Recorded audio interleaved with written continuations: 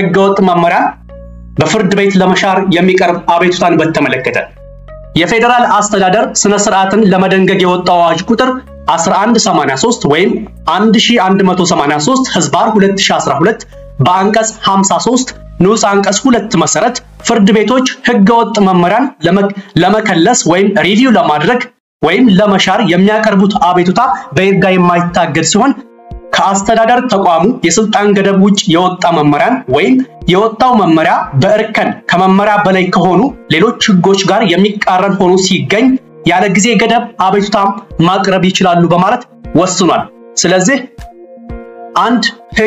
አንድ መመሪያ ከአስተዳደር ተቋሙ የስልጣን ገደብ ውጭ